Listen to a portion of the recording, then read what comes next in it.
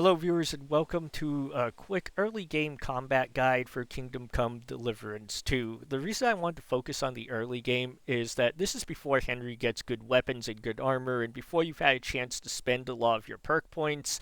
So this is probably the hardest part of the game for most players.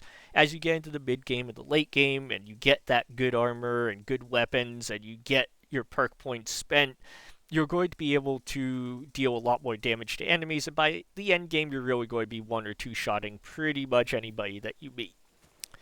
In order to showcase this, I am using a Henry that is right out of the stocks. I only have the basic hunting sword and a worn gambeson for armor, and I have not spent any of my perk points yet. We are currently just around here. On the map, just a little bit kind of north and slightly west of Kroskovitz. And here you will find two bandits. This is a great place to go in the early game to get an okay set of armor that will see you through at least the first day or two of your gameplay. Or you could go and sell it and make a bunch of groschen, either way. But a lot of people, I think, struggle with this fight. There are two enemies, and I'll show you how to take down those two enemies. A big part of that is making sure that you are picking on the lighter armored guy first. In that case, that's going to be this guy here. And this is where we are going to do our best to try to control the fight. You want to keep him between you and his heavily armored friend as much as possible. And we're just going to kind of dodge around him. And you can see coming out of that dodge, we have a really good chance to get a power attack in on him. Come on, don't fail me, lock-on system. And you can see now he's actually quite injured. Show your stuff. I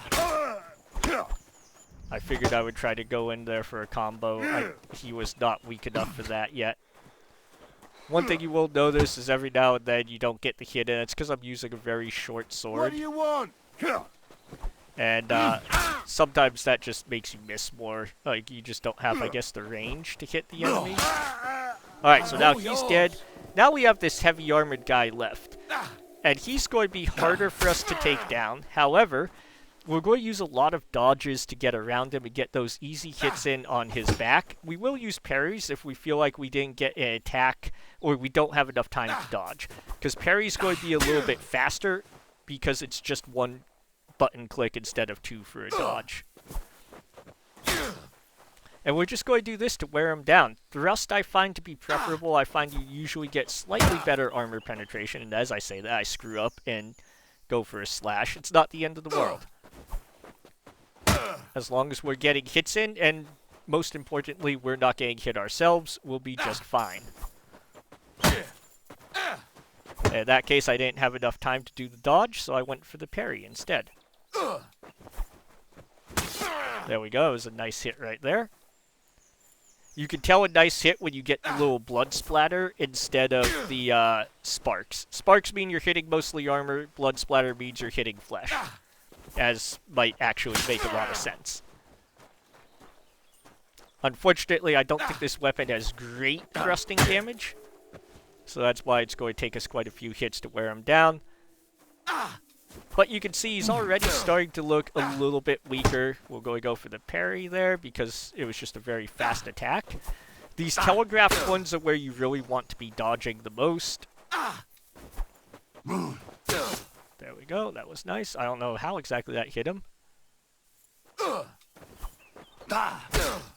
And eventually you can start to combo as well as his health goes down. He'll be easier to combo. Early on in the fight, he's probably going to block and counter a lot of your combos. But as he gets weaker, you'll have an easier time landing the combos if that's what you want to do. There we go. And you can see, just by dodging around him and controlling that fight, we were able to get these two kills without taking any damage ourselves. If we go and loot this guy, he has this helmet, which is going to be much better than anything we'll buy in the early game. He has a smooth cuirass, which is quite good as well. We'll get the quilted hose so we could actually use the leg armor. We'll get a little bit of bread and some groschen. We could also pick up his bearded axe, which is going to be better than a lot of weapons we'll have early game. And we got his pavis, which is a decent shield, although I usually don't use shields. And That's really more of a personal preference. This guy here, you got a little bit of beer, and most of the rest of this stuff is going to be quantifiably vendor trash.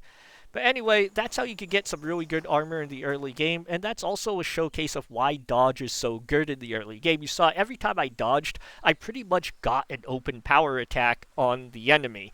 And for that reason, it's something you could use in the early game before you have the ability to do those master strikes, which make the game substantially easier if you're using a sword. And you're going to want to be dodging throughout the entire game. The only thing that you do have to be careful about is as you get to the mid and the late game, once enemies can master strike, be careful spamming attacks coming out of dodge because your enemies with swords will often master strike you in return. Anyway, I hope you guys found this video helpful to get you over that early game combat hump.